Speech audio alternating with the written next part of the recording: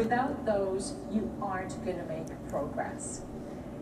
At the same time, what you need is good practices, good processes, so that you are able to identify a broad slate of candidates. What we ask people to do is put your best woman candidate forward.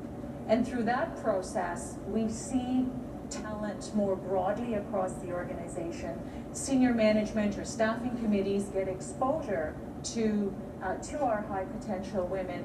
And so it's not just about the woman who gets the job or the minority who gets the job, but it's also about what are we doing with the other candidates so that the next time around they are more likely, they are better prepared. What's their development plan? Who's sponsoring them? What are we doing to give them the experiences that they might have lacked? And I would say that in the case of RBC, had we not put those goals in place, we would have backslid. There really is in my view, little question around that. And you know, we get some of the arguments around, well, you're going to put an unqualified person in the job. Well, there's two ways I respond to that. First of all, that happens anyway. No one always put, and it should happen, because if we get it 100% right, we're not stretching our people enough. We're not taking the bets on people, and that's not a good talent strategy. And I often say to people, you know, we have goals to increase business, to grow our mortgage book, for example. We have credit process and policies in place. We don't intentionally put bad mortgages on the books just because we have the goal. And so it's no different around talent in terms of our growth objectives.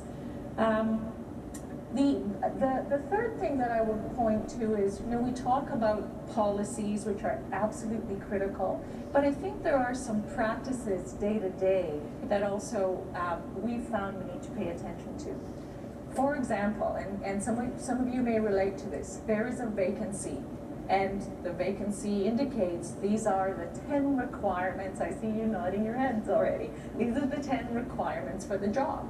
A woman looks at that and says, I don't really have, you know, I'm missing 2 or 3 of those requirements. I'm not going to put my hand up for the job. And this is research-based. A man takes a look at that and says, I've got, you know, 2 or 3 of those things, and I'll learn the other 7 or 8, and puts up their hand. And I've seen that in practice. And taking it even further, when you tap the woman on the shoulder, she'll say, you know what, I'm not quite ready.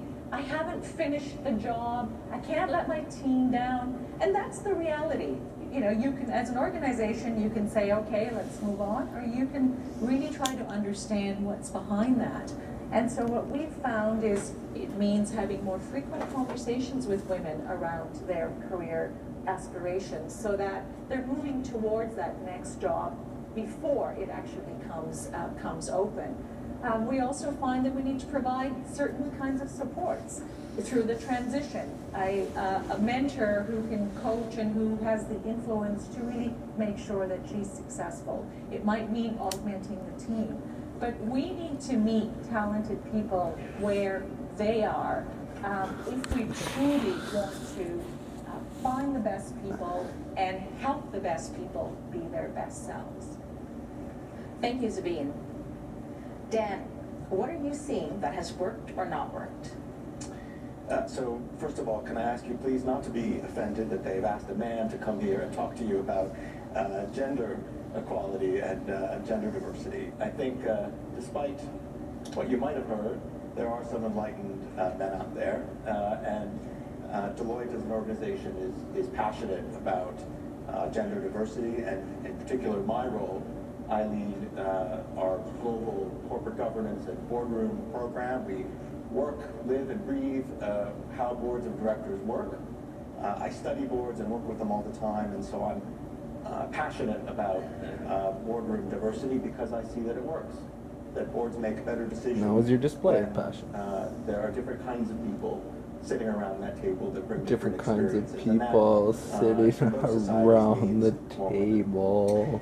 So in like terms of what's worked, you know, Deloitte white has people, for 5 Caucasian years people, a large bit of research.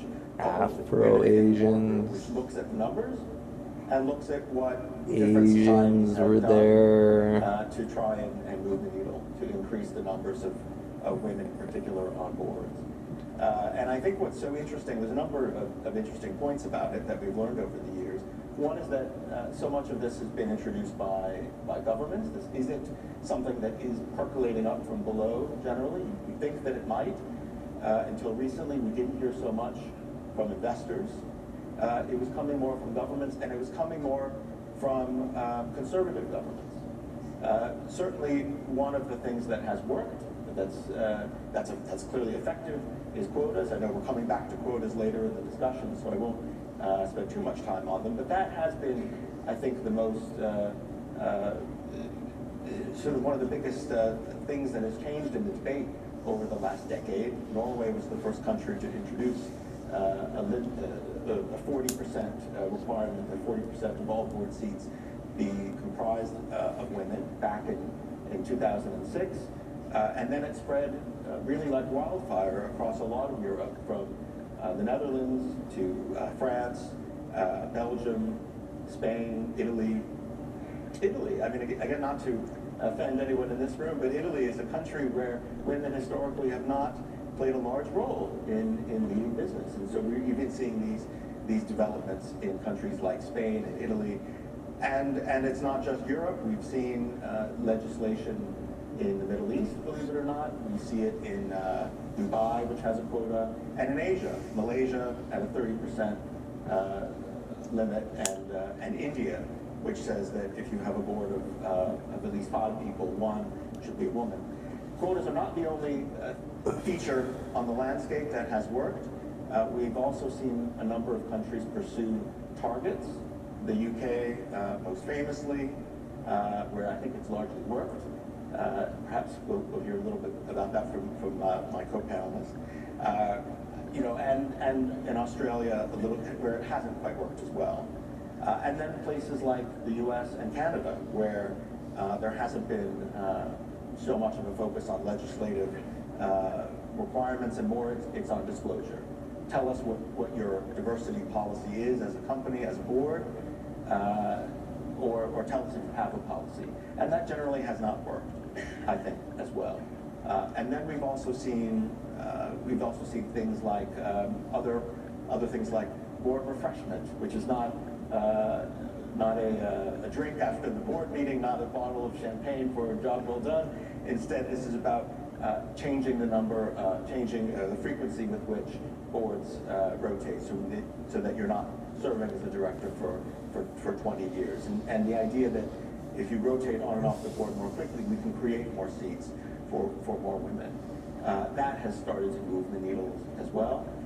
And then finally, I think, you know, the role of men is critical. For better or worse, most of the board seats out there. Have you been And emasculated? if we're going to make a change. Have you been abused by feminists? The change, you know, there's that old line that I'll says sue you everyone for that. Embraces change until you tell them it's them that needs to change. And I think we have seen in a few places where Dare sue there's your own been mother. initiatives to bring men on board. The 30% do club that, is one walk away across a from number it. of countries where CEOs and chairs that are men say, I believe this, Maybe I you could believe sue a this different this one. issue, and we're going to try and increase the number of women on my board to 30%. Your wife, who are you gonna sue? So there's other really good examples out there, but What are- I'd stop there in terms of things that I've seen that have That's really what mom worked. does. Well, thank you, Dan. Our next question is for Hillary. Hillary, what do we Mom's need to fault do today. more of? What do we need to do less of? And what do we need to avoid? Well, look, When thank I you come very, home very from much, Harvey's everyone. work, It's, she yells at me like good right morning. away. It's wonderful to be here. This is my 3rd Gender Summit, and I've been very fortunate that I've been able to She's mad make a 'cause she stayed up all presentation and day. make a contribution to share some of the work that we're doing in the UK, and actually things that I've learned from other countries I don't as well. understand how So, easy it is to what stay do we home need all to do day or more of? hard So, it is or whatever. in my opinion, evidence-driven, very much measurable actions as well, where there's real recognition where the needle is being moved, so that we can, what I say within my own university in Swansea is, we need to use all our talent. You know, So I look how can I engage all of my You staff? could hear How can I win him. hearts and minds so that they feel that this agenda, that it's for everybody? One of the You know what ways that I is? do that is saying that if we can use Does that all feel of our familiar? talent instead of a small subsection of that talent, then we'd be more competitive. So lots of people in this room, I am fishing in the same global pond that you're fishing for the very best research stuff. So I am going to introduce measurable, with data, with evidence, ways of showing that I have produced an inclusive workplace. And then I say the very best researchers in the world and the best students will want to come to my university. So we look to see how to make that compelling argument. But with my university, we're now at 38% of the university board are women. It's taken a massive amount of work, and I'll leave that to some discussions that we're going to have a little later.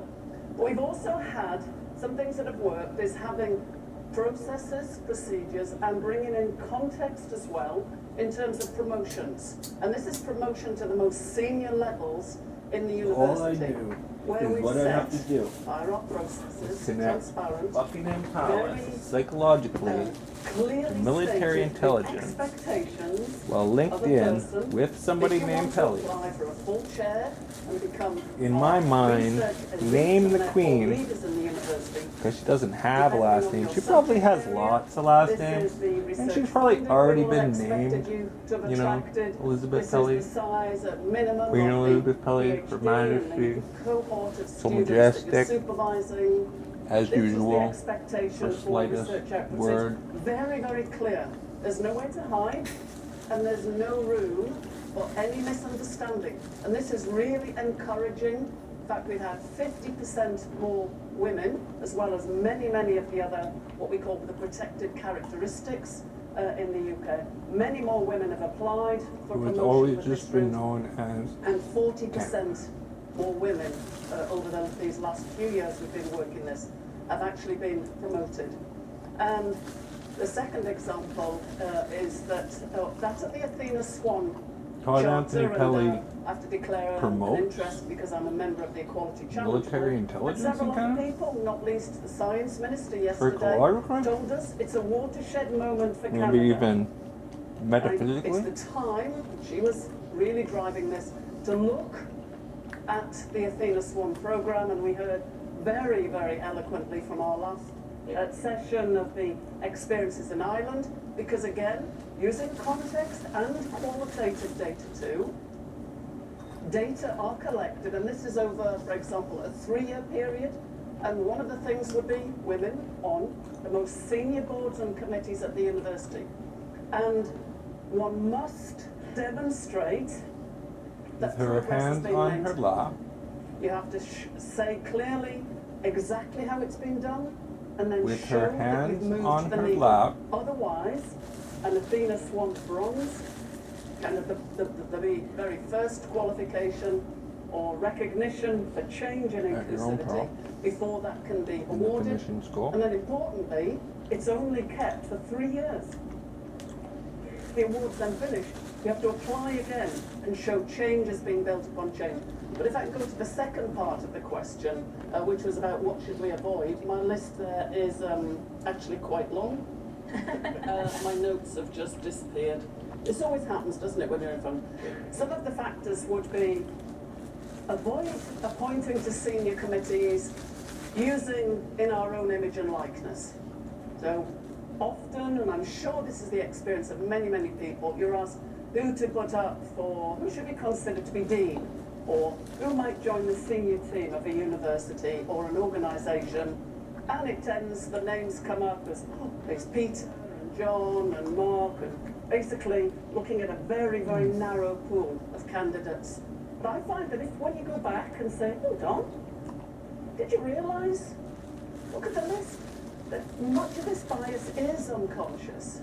And then when you ask people, go think again, oh, hold on, then we get a much longer list of where it recognises and it Tally ho. reflects the staff, it reflects the talent pool Right, in so- our particular universities and the organisations. I'd ask and say, avoid Have a look around. What is it that's on your walls? What's the